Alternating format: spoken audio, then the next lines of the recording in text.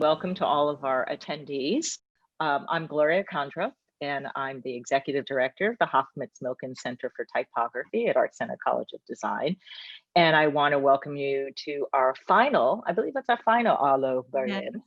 And we have a wonderful guest today, Catherine Bischoff, I will let Kristine Bowne, who is our Vice President at ArtCenter College of Design of Corporate Partnerships, and Rob Ball, who is our professor and managing director of ArtCenter's Berlin studio. I'm going to turn it over to them soon, but I just wanted to say, we bring these really interesting people from around the world to speak to not only ArtCenter students and faculty, but to anyone who wants to, listen to some very interesting talks about what is happening creatively in terms of creative innovation and spaces around the world. So we're very happy to do this. I'm not quite sure what we're going to do next year, Kristine or Rob. We haven't decided yet. I will disappear, but I'll be back. But until then, enjoy. And thank you, Catherine, so much. I really appreciate you doing this. It's wonderful to have you as our guest. And Kristine, and Rob, I'm going to turn it over to you. Thank you, Gloria. I just want to, for those of you that are really the first time, I want to just share a little bit about ArtCenter Berlin. So ArtCenter Berlin has been, is a satellite studio for ArtCenter College of Design, and we've been in Berlin since 2006, hosting a wide assortment of transdisciplinary projects that give students an immersive experience into this incredible city. So we kind of use Berlin as our muse. So any project that we do is about getting out into the city and tapping into the resources and the people and the incredible culture. And our program is designed to move students away from the traditional school setting that you have in Pasadena into more of a kind of pop-up studio. Sort of we kind of all work together, and we're together for 12 weeks and work on a project or invest in the city in some way. And our whole mission is to explore and investigate. And that's why we sometimes call it a test lab or a test lab Berlin. So that's a little bit more, and I invite all of you to come and visit us in Berlin. Even though during this time, maybe it's not the right time to travel, but as soon as there's always a place for you at ArtCenter Berlin. And with that, I'll turn it over to Kristine and to Catherine, and Gloria and I will be back later. All right. Thank you, Rob. Hi, everyone. So it's a real privilege today to welcome Catherine Bischoff to our HALLO Berlin series, closing our HALLO Berlin series. Catherine and I were connected, I think, about 2 years ago, maybe a little under, actually through an alum of ArtCenter in Berlin. And it was just this really fortuitous meeting, and we were, I was thrilled to meet her and learn about Factoryberlin and this remarkable community that she's played a huge role in building. And over the ensuing years, we've talked about different ways that we could collaborate. We've hosted programs together. We've had alumni speak at Factoryberlin. Our students have access to their remarkable facilities and community when they're in Berlin, and we have big plans for the future. So post-COVID, we will continue our collaboration. But I'm really excited to talk with Catherine today and get to share this really incredible creative community that they've built, and answer any questions that you have, and just get to bring a little bit of Berlin to Los Angeles and to our ArtCenter community. So welcome, Catherine. Thank you. Hello, Los Angeles. Hello, wherever you're all from and located at the moment. Yes, well, I think we have a deck, so we can certainly share that, but maybe the first question about just giving us kind of an overview of the history of Factoryberlin. If you could kind of take us through how it came to be, and I see we've got some Berliners participating in the chat as well. So So yeah, our founder happens to be a big Andy Warhol fan. And so he was really inspired by the factory in New York, Studio 54, the Silver Factory, and creating a place where you have the possibility to bring in people of different backgrounds, with different disciplines, with different motivations to one space to really create something. Co-creation was really at the core of the founding of the concept. And at the time, this is around 2011, he had sold one of his companies quite successfully and has, you know, deep knowledge in real estate, and then became an avid investor in early stage startups. And so the initial location that we launched in Mitte, which is like right in the center of the city, was essentially a concept to house some of these early stage teams, and then bring in large tech organizations like Google and Twitter and Uber and SoundCloud into the space as well. So they basically paid the rent, they paid for the party, and these young kids and, you know, vibrant minds could come in and find their co-founders, try to find talent, iterate their ideas, and really test out something. So it was really an idea for experimentation at a time in Berlin where that didn't exist at all. Now Europe, you know, the European capital of, you know, the tech ecosystem, and I would certainly say startup ecosystem, is Berlin somewhat, you know, with Paris. But at that point in 2011, this was very visionary. And so here you see an image of that. And so it was all about this tech community focus. That was really the DNA. And then with time, we developed and realized that it's not just about the tech community, but it's about being much more multifaceted and inclusive and diverse in our approach to the types of people we want in this community. And so we scaled and we changed the business model, as any good startup does, and came to what you see here, where we are today. We actually have over 4,000 members currently from 70 different nationalities, which is absolutely beautiful and also indicative of course, the changing face of Berlin. And so we welcome this kind of open and multicultural community here into our membership.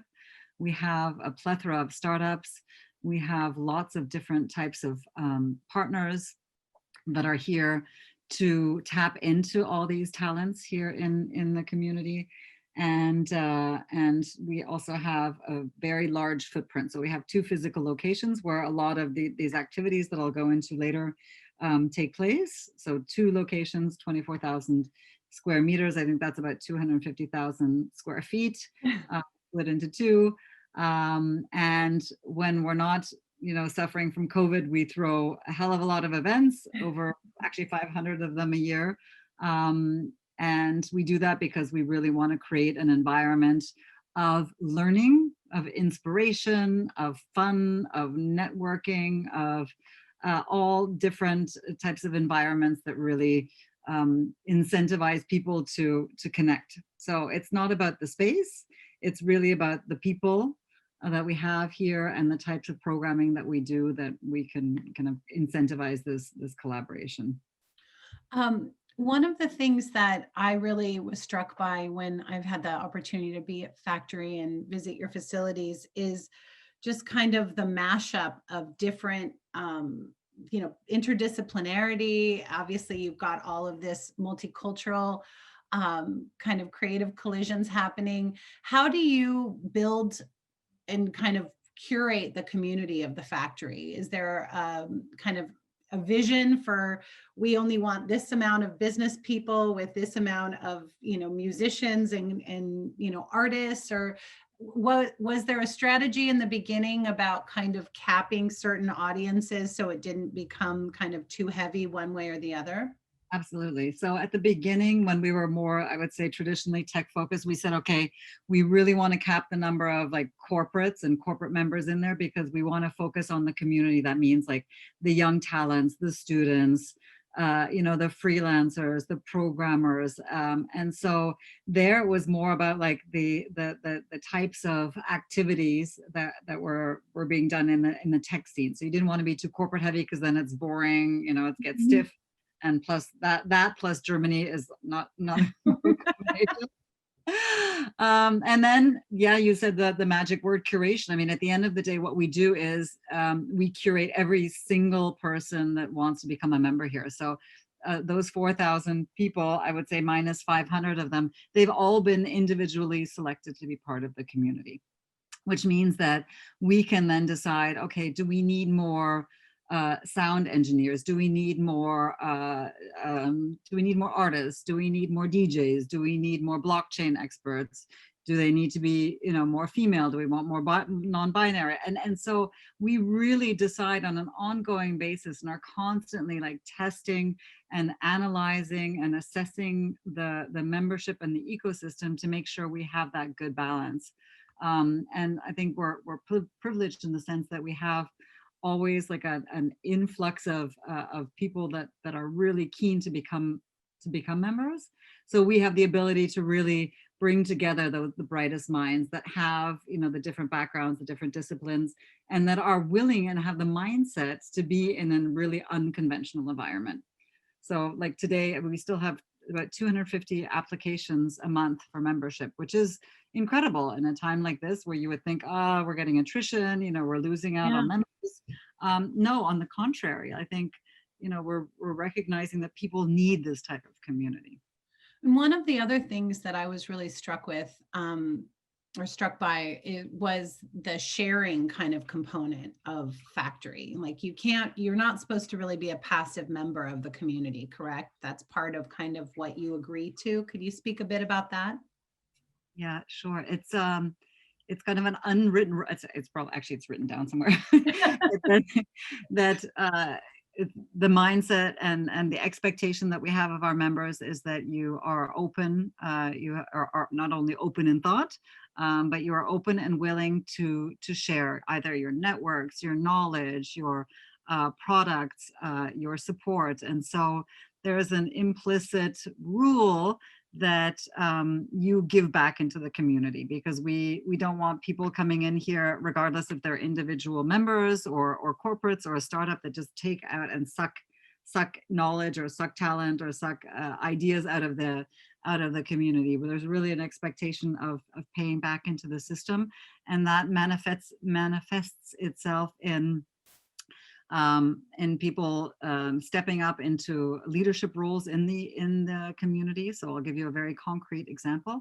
We have circles, for example. Circles are thematic sub-communities that have organically grown out of the community. We've got, I think, about 10 of them. So we have blockchain, artists, developers, women in tech, people in spaces, ed tech, logistics, mobility, et cetera, et cetera.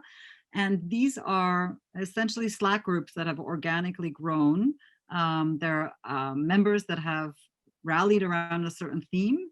And these are people that are willing to share specific knowledge and, again, networks and products around that theme.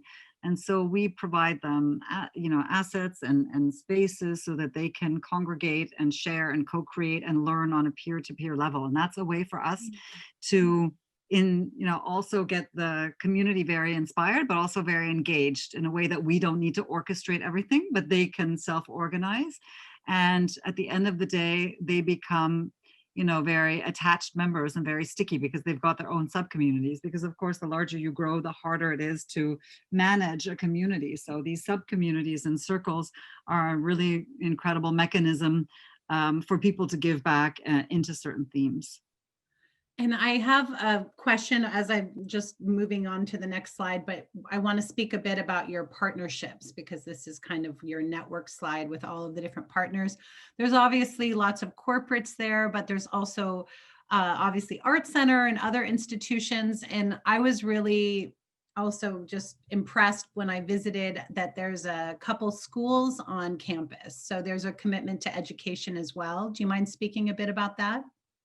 Yeah, education is super important to us. I think we see ourselves as having a role to be an environment where entrepreneurship and creativity are an avenue and a path to career and a professional outlook. And I think you cannot start too early with that. And especially in Germany, where you have more traditional, I would say, academic institutions, we want to kind of break through that and address the topic of again, entrepreneurship, freelancing, creativity, having a creative career path super early on. So we have, for example, New School, which is a project management school for junior high. Essentially, it starts at 12, goes till age 16.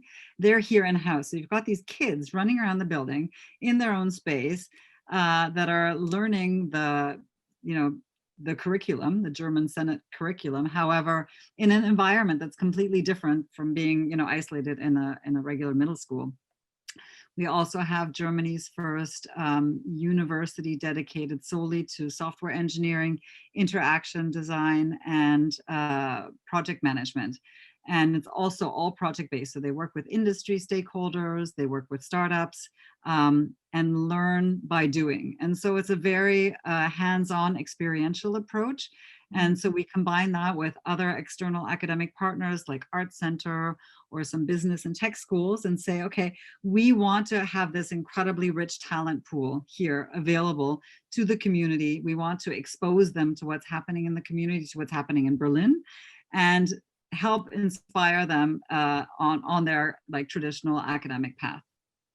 Well, I have to say, we've had some of the code school students attend some of our lectures and workshops that we've run in Berlin, and they've added so much. And they've continued to stay in touch, and I look forward to meeting more. And I know Maggie Hendry, who you've met, who's our chair of interaction design and media design practices, was interested in a future collaboration with some of the students from code school and bringing our ArtCenter students. So hopefully we can add that to our opportunity deck for 2021.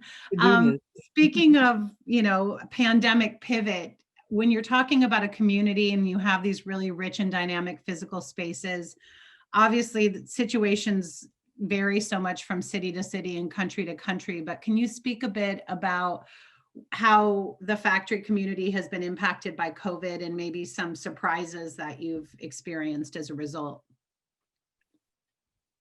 I mean, no one has been left unscathed by COVID, right? We've all had to adapt somehow. Had the opportunity to see some startups and some people grow tremendously in this time. So I think I'd like to focus on the positive. We have been lucky to be in Berlin, where the situation has been managed very well. We never, as an organization, we never had to close down. So we work very closely with the city and with the health authorities to be able to have a minimum offering to our communities, because you know how it is. You're in a big city, people are living in shared apartments, they may be living in dorms, and they want a space where they can release, where they can work and be inspired. So we were able to accommodate that. We were also able to be flexible in our membership model and allow people to hold their memberships if they were no longer able to pay the full membership fees, or were leaving, or not interested in accessing the physical location. So we pivoted there quite quickly. From an events perspective, we obviously brought everything online. We had to bring everything into a virtual context, although now we're going back into hybrid mode because everyone is desperate for it. And then from the community perspective, we saw how important community really is. Like at the core of what we do, people giving back, helping each other out, providing project work, hiring talent that's been let go from other companies. There was an incredible rally cry out there, and we opened everything up. We had all our channels of communication. Everything was super transparent. We were trying to get people jobs, government funding, you know, apartments, everything that we could do. It just became like this really, really heartfelt moment, I must say. And I'm incredibly proud of our team, but the community as such for sticking together. And I think when we look at what the makeup of the community looks like now and the fact that we continue to grow, it's a testament that our community really has a sense of belonging. Yeah, I know we've been in touch obviously through these last 10 months, and you know, I've been so impressed and also a bit jealous, to be honest, of how well the Germans have handled COVID compared to what's been happening in the US. But, you know, I think that it just speaks to the strength of the community and this dynamic network that you've built. One of the other things that we've discussed over the years that I think is an interesting point is about these frictions and how you bring these kind of disparate groups together, and what the impact is on creativity with that kind of curated friction. Do you mind speaking a bit about that? Yeah, we've got such a multifaceted community. I think I'm amazed every time I'm here. I walk through the halls and I meet people serendipitously, and I'm just blown away by the disparate kind of objectives people have, and at the same time it all kind of works together. The curation is the key, right? So we curate, but we also program. So when we look at what is our purpose here, our purpose is that we want to, you know, we want to showcase our members. We want to bring in the best members. We want to bring in talent from across the globe.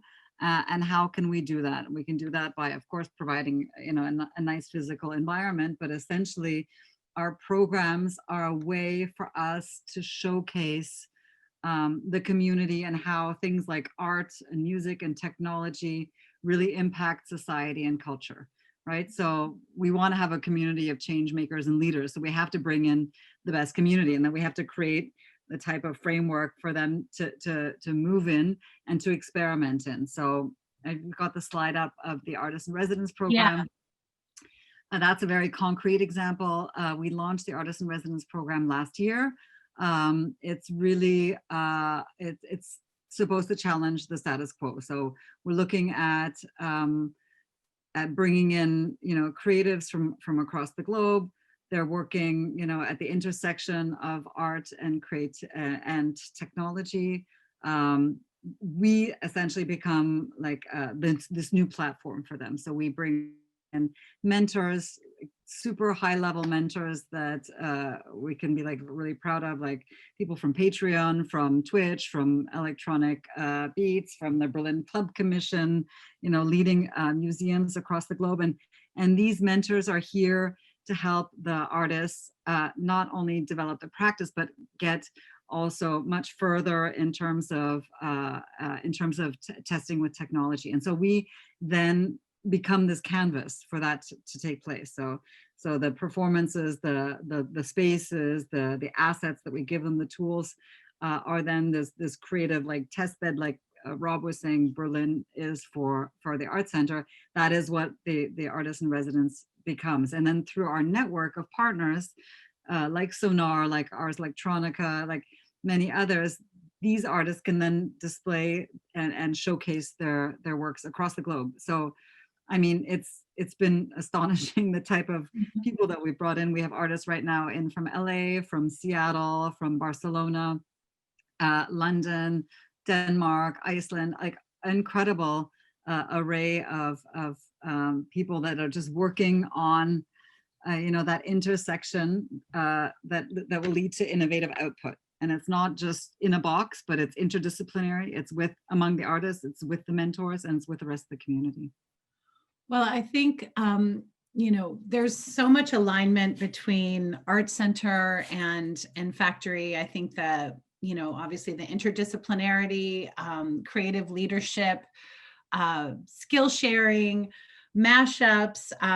My colleague Robbie and I have done a lot of work for the college over the years around creative entrepreneurship. And I think that, you know, it's incredible, just even with my Factory membership when I'm in Berlin, I get messages from different members who have startups that want to talk about different things. And you really feel that there's this organic kind of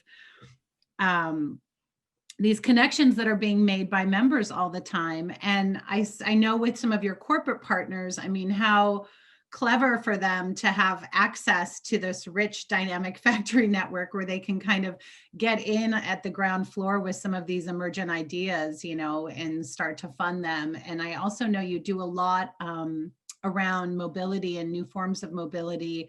I think the last time I was there in March, one of our alums who I didn't even know was in Berlin, who works for Audi, Jakob, came to the event, and you have something special with Audi, I believe, and other big automotive companies. But can you speak a bit? I know Berlin is kind of a hotbed of new mobility, but do you mind sharing a bit about how those things are structured?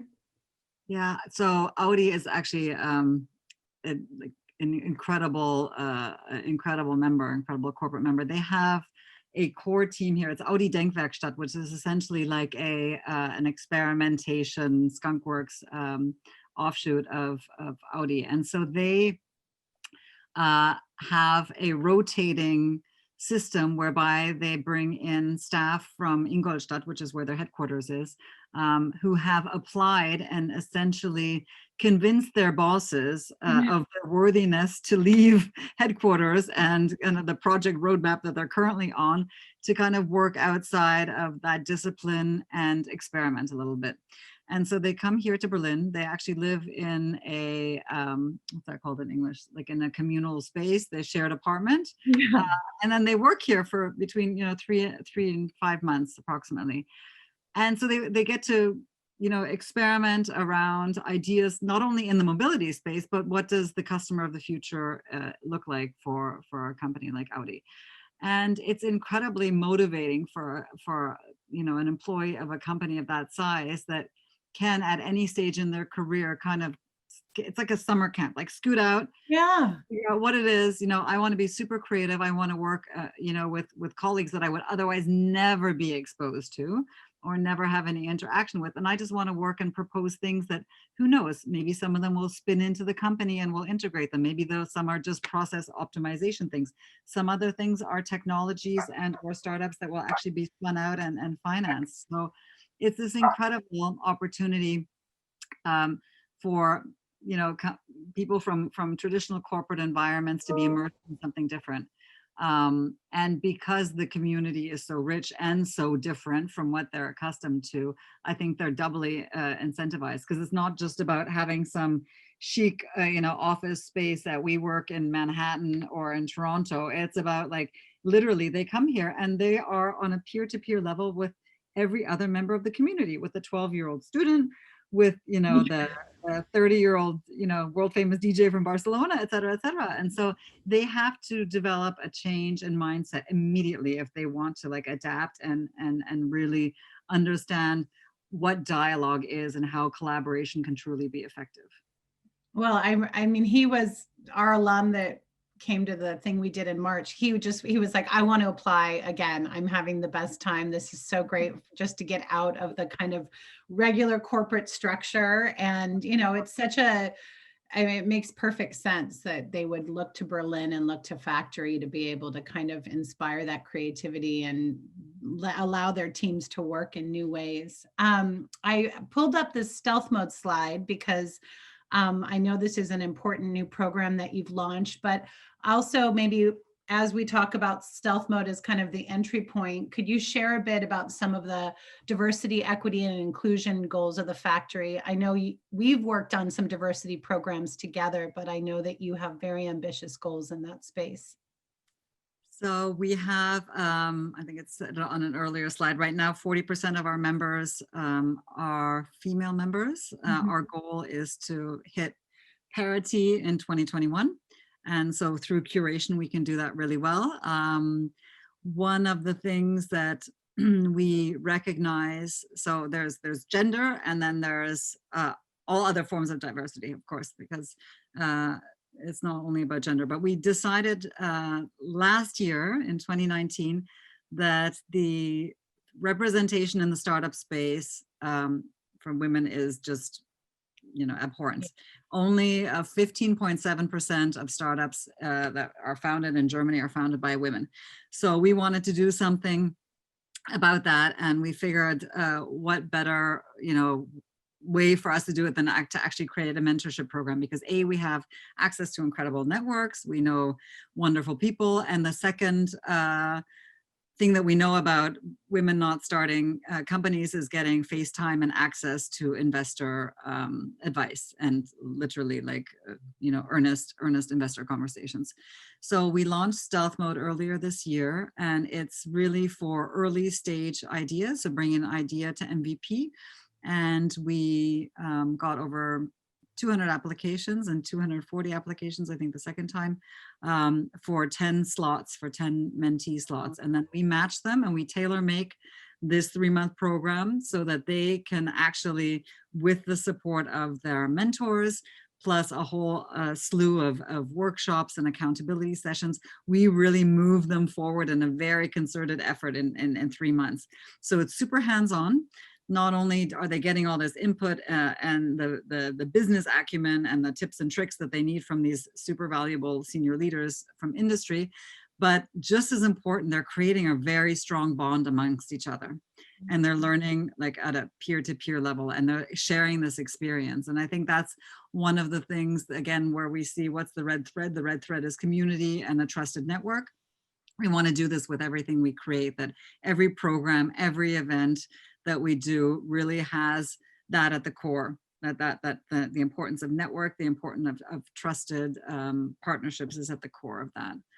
And beyond that, we also recognize this year that we are not doing enough and we're not representative enough of in the BIPOC space.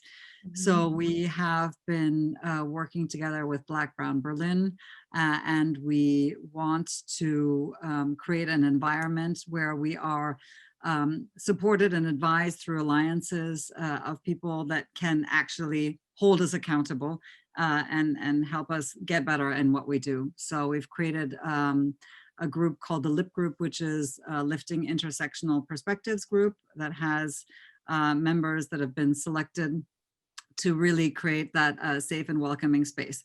So as you can hear, we're constantly trying to improve, we're trying to learn. We can't do it on our own. We need to have partners and supporters and highly intelligent and engaged people that are here to help us along that path, because if not, it wouldn't be an authentically diverse community.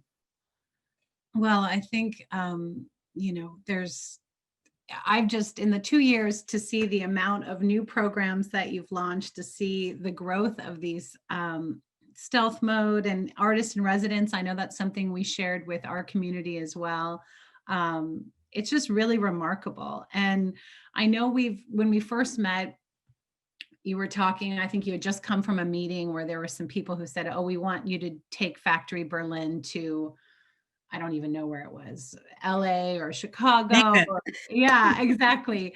I know that it's really unique, and it's so different from just a co-working space. There's such a different feeling of connection and opportunity and authenticity. And I know that there must be people approaching you all the time about how do you take this really beautiful thing that you've created in Berlin and maintain all of those important tenets that you've built and keep that kind of authenticity in these other cities? Is that part of the kind of future prospects and growth for what you guys have built?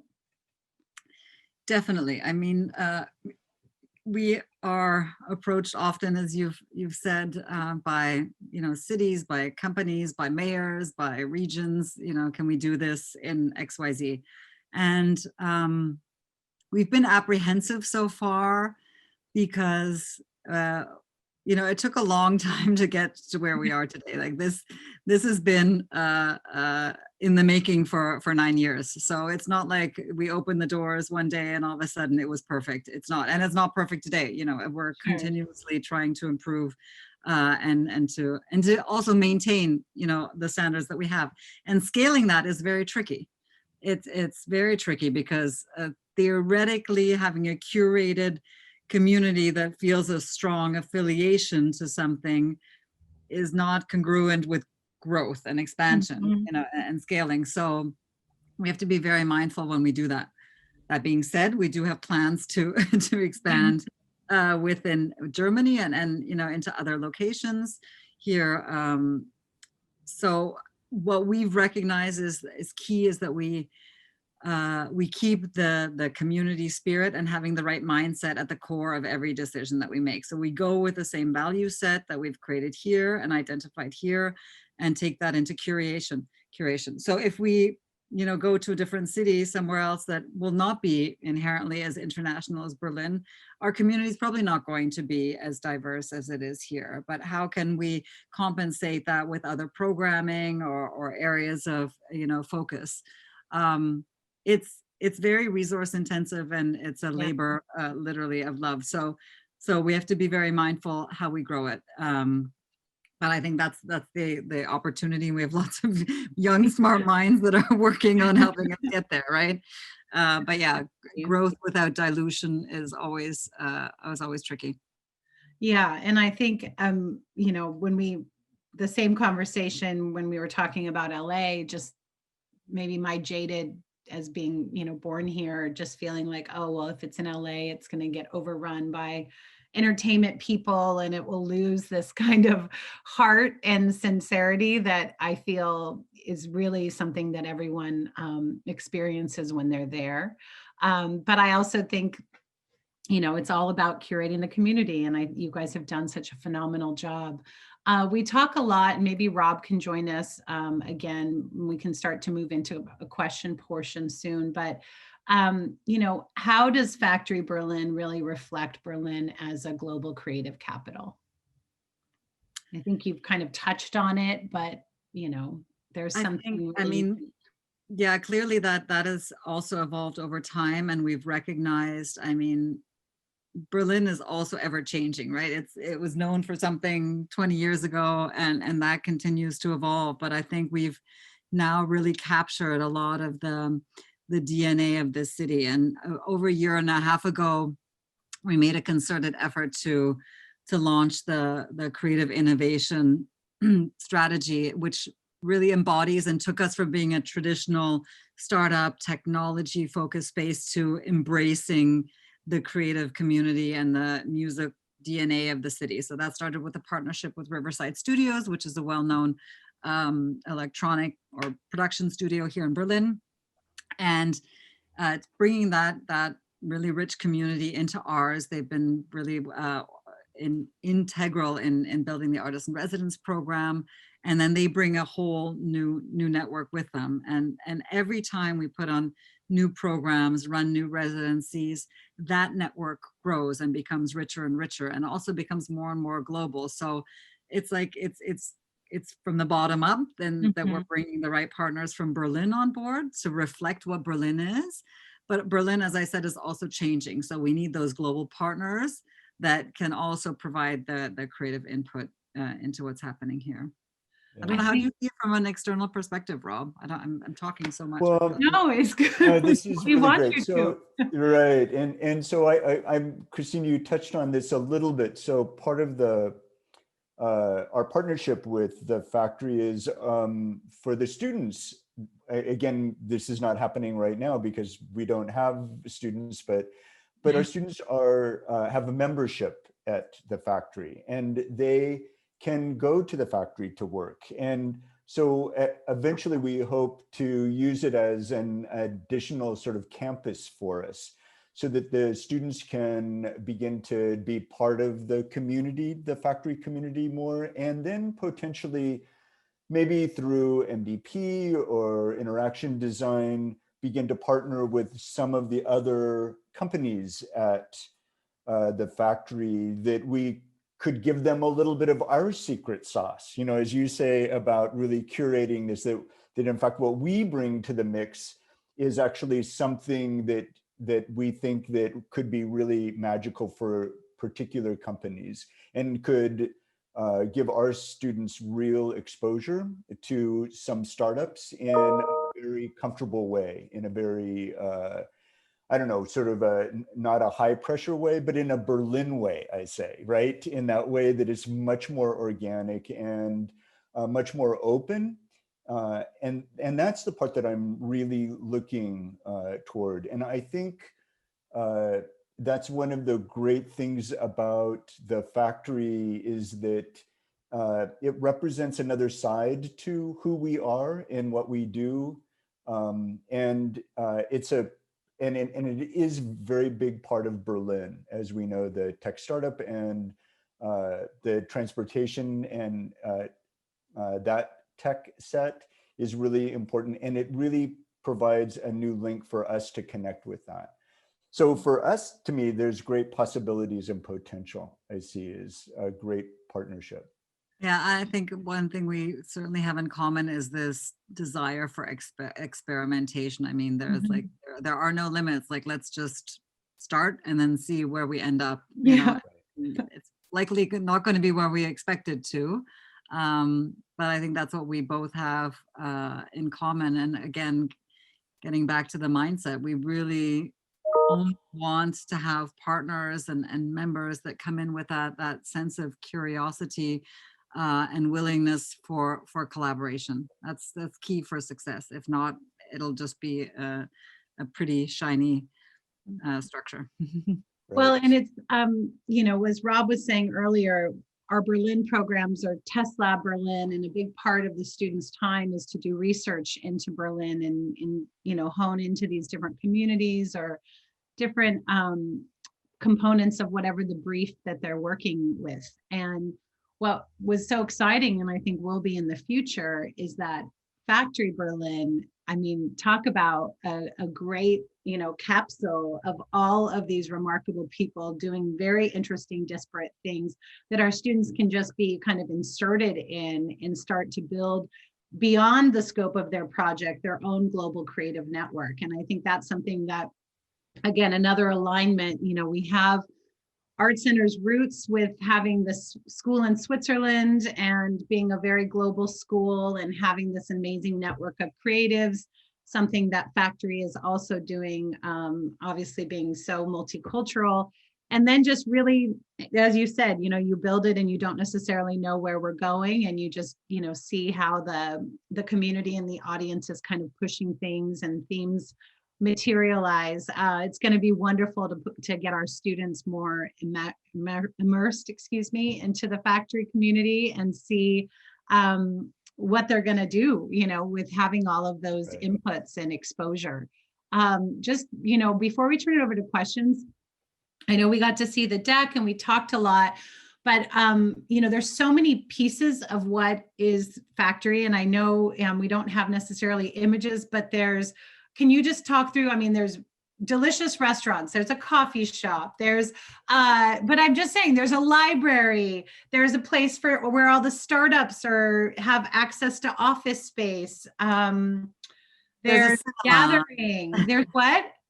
There's a cinema. Yeah, a cinema. There's a fully immersive XR room. So we have a 360-degree XR room. We have a maker space that I'm sitting beside, and I'm sitting inside the music studio. And we have a DJ space. DJ booth. We've got meditation room, right? I mean, it's like every time. I just tagged all the places I want to visit, but it's, I mean, it really is. It's like you find, you know, you find your spot. There's places for everyone. And then you've got these two schools that are going, and, you know, McKinsey Digital and Google for Startups. It's just, it's so rich, and it really is, you understand why people don't leave. You know, they can really find everything they're looking for within the footprint of Factory. Yeah, thank you. I mean, we've definitely very thoughtful and orchestrated in how we design the spaces. I think we've always said, you know, we orchestrate serendipity. It all kind of feels like it's supposed to be that way and natural, but it's actually very thoughtful in how we organize the spaces so that we're constantly having these collisions, like forcing people out of their spots. We don't want anyone to get too comfortable and go to the same place all the time, because if not, then they're not going to have the opportunity to meet someone new, right? Right. So it's a mix of designing the spaces and then designing the programming to have those creative collisions. And I just want to add, what I would be so excited about is to really mix it up. So for sure, interaction, we have great interaction designers, but also to add environmental designers or graphic designers, Yeah. or, you know, really like mix up the pot a little bit with some of the factory family and see where that would lead with these other kinds of voices that can really listen to what the issues that are going on and then interpreting it in a different way. So that really gets me excited about potential things we can do. Definitely. I think what I mentioned before, the circles, those are incredible avenues, because you have, you know, because someone's in the sustainability circle doesn't mean that they're working for a social impact sustainability company. It means that they're, you know, have a profound interest in that topic, and they can be designers, they can be creatives, they can be engineers, whatever it is. And so I think there's so many opportunities for input and exchange. And I think you're right. We need to mix it up even more.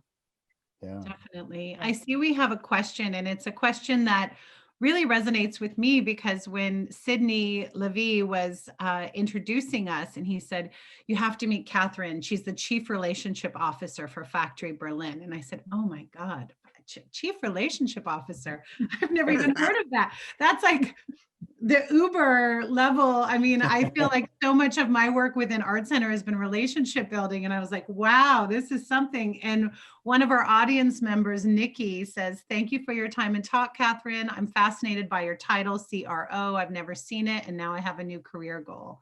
Can you please talk about how this revolutionary title came about and what it means to you? Well, Nikki, it's made up. I mean, in the day and age where we make up a lot of things, especially job titles, I think it really encompasses what we need, right? We're a community at the core. We need partners. We need, you know, representation. We need visibility that manifests itself through relationships at the end of the day. And I'm definitely very lucky to have this job, because I can focus on what I'm do really well, what I love doing, but I do also really well is building a network of partners and bringing the visibility of everything that we do as an organization, but most importantly, what the community does to the forefront. And so I think if you want this as a career path, you have to find an organization that has you know, a mandate, and that thinks that ecosystem building is essentially very, very important. And there are a lot of organizations out there, and don't have to be big organizations. Right. We're not a big organization either. Yeah. So I have a question. When you mention the intersection of technology and art, I think most people have an assumption that technology is always future or current technologies, but do you embrace other, you know, when you talk about technology, it can be older technologies too. And when you're trying to attract a diverse culture, not everyone has the same level of technologies. And I wonder if you can speak to what you mean by the word technology, and what's the span of technology that one finds at Factoryberlin. Mm-hmm. Well, I mean, technology essentially can be the tool.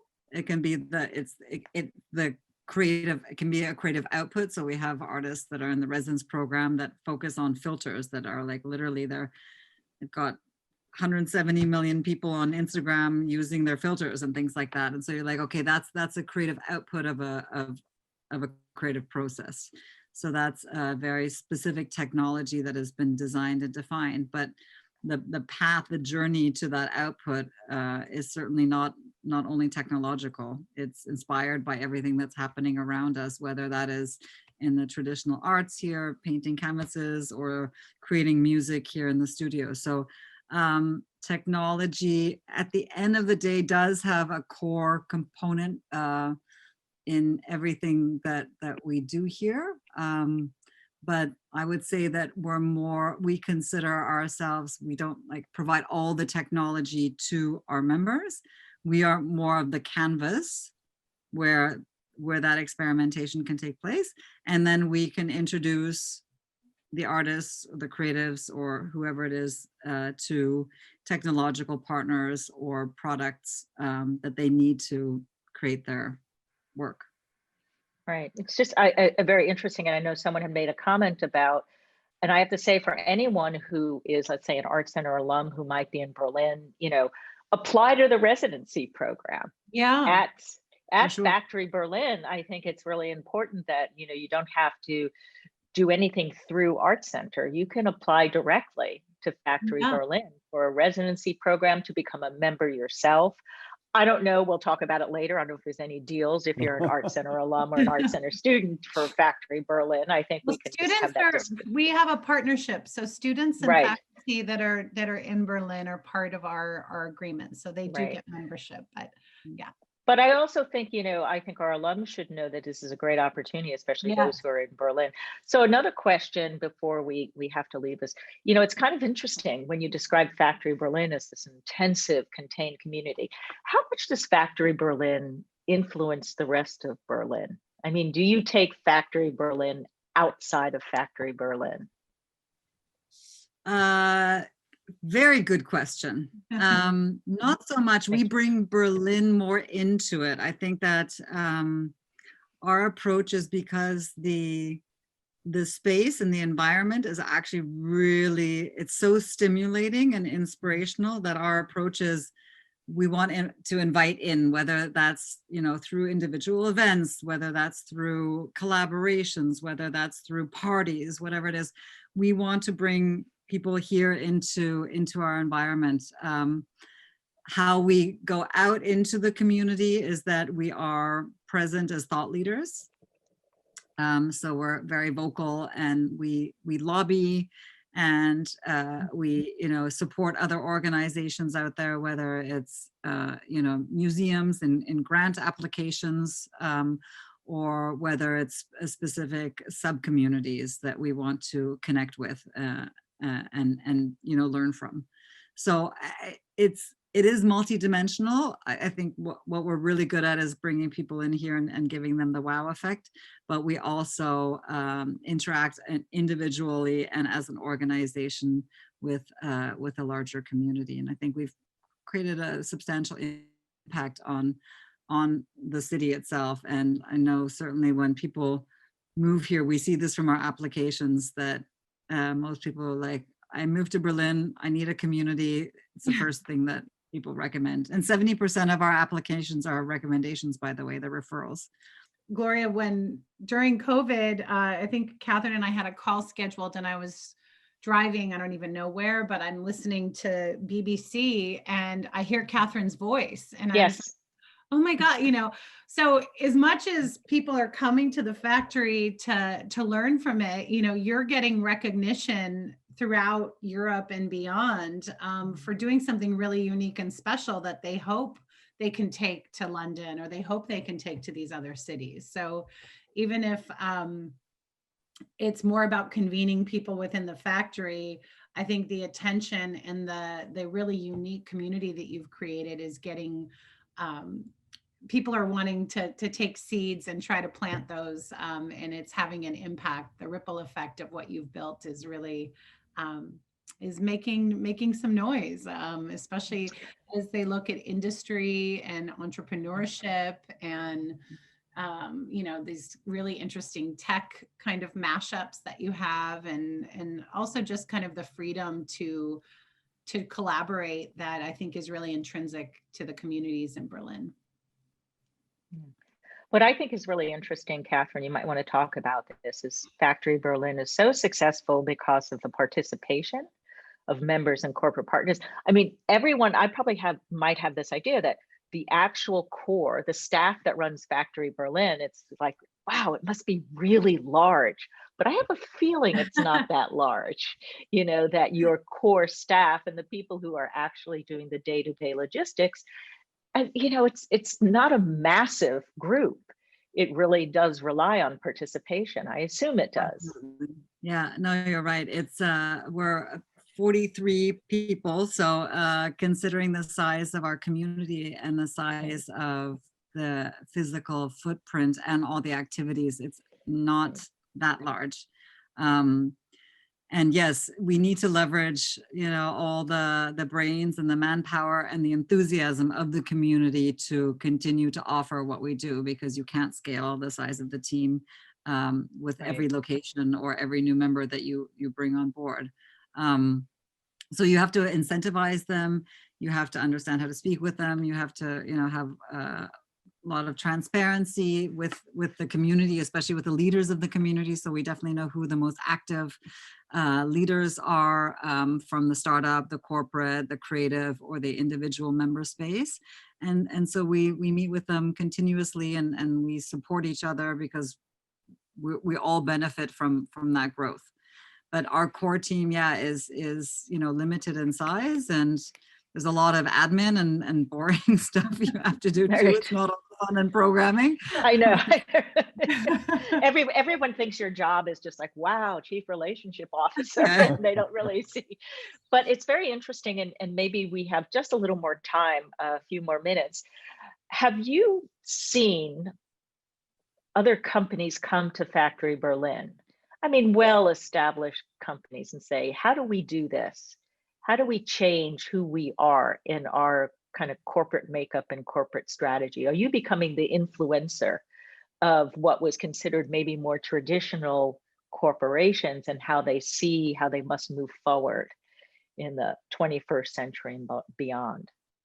Yes, we've definitely seen that. We've seen it coming from the traditional corporate space, but also from the real estate development space. So people that are building, innovation quarters or massive footprints that they want to fill with, similar like innovation parks, things like this, where people come at it from a perspective of, okay, if I design the space architecturally to make sense and look good, and if I put enough, vitro furniture in it, it should be inspiring enough for something to happen.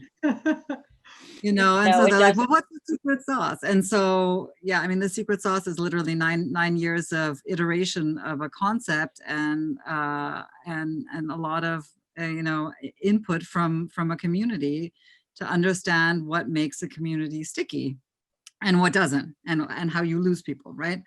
And so we are exploring that avenue also as an avenue to commercialize. Is that a way for us to expand our reach? Because we do have a lot of intellectual property in that space, and it's very tricky to do. And it's something that everyone wants to create, because it's not hard to, as I said, create a nicely designed building, but it's how do you fill that with life, and how do you fill that with intelligent and engaged humans? Yeah. So, and to end, I hope, and I don't know if you've ever been referred to as the new Bauhaus. I mean, it's something interesting. I mean, it's audacious. It's audacious. It's audacious. But if you think about it, I think it's an interesting concept, that the sense of creative communities that intersect with industry and technology sounds very familiar, but perhaps again in a new way, because it can never be repeated. But I look forward to, and I'm sure everyone would, to your book. I can see this as, it's very inspiration. I want the book. What can I say? I know what the typography is being done. Yeah, exactly. We can partner with you. HMCT can definitely partner. Collaborations abound. To create. I think it's a very inspiring story. And I think just in terms of preservation, there's something really nice about having the physical preservation. So maybe 100 years from now, it might not exist in the, in the cloud any longer, but you will always exist on paper. So with that, I'm going to say thank you to everyone for attending. HALLO Berlin and Catherine, thank you so much. And Kristine and Rob, as always. And we'll see you in Berlin. Thank you, Catherine. Thank you, Gloria. Thank you, Rob. Thank you. Thank you. Thank you. Bye-bye.